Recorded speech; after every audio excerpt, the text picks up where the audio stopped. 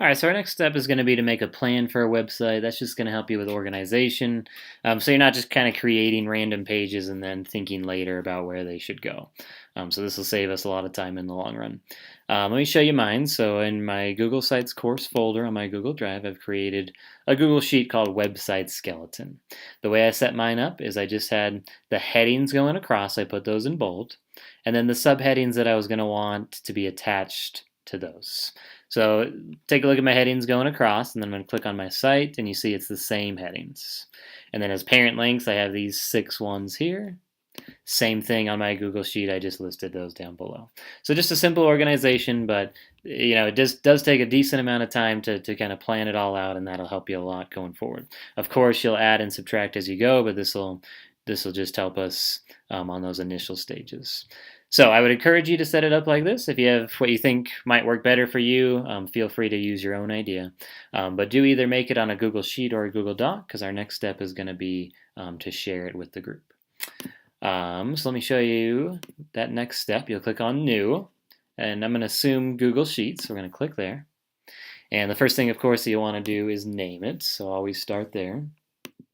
I'm going to call mine my website plan. Okay. If you've used Microsoft Excel, a very similar program. Basically, you're just typing in. And then you have your same features with bold, italics, things like that. So only thing special I did with mine is after I had created it, I did put the grid lines in there by clicking on this button just to kind of help it visually make sense. And then you can also double click between columns, and that'll shorten it or extend it depending on the longest amount of text in that column for you. So go ahead and create your plan, and then when you do feel like it's ready, on the next section you're going to share it with the group. So that's this blue share button. So we'll click on the blue share button. If you type in someone's name, you can send it directly to them, which is something that can be useful. But for us, what we want is just this page to become public. So we're actually going to click on the advanced button. And then right now you can see it's set to private, only you can access, but we're going to change that. Click on the blue change button. And it has different levels of viewing. But for this one, we're going to be fine with just public on the web. You can change it down here if you want people to be able to view it, edit it, comment, anything like that. But for us, we're just going to keep it as view, which on your website is typically, it's going to be a resource that people are just viewing. So we'll click that Save button and click Done. I'm going to jump back to my drive and show you there is my website plan.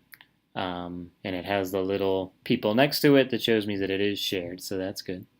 And then what you're going to do on your Schoology part next, on the next page, is once you're done, you're going to click on the URL up top and copy it, which on your MacBook is just Command and hold down the Command button and press C, and that will copy it, or you can do it the old-fashioned way, edit and copy.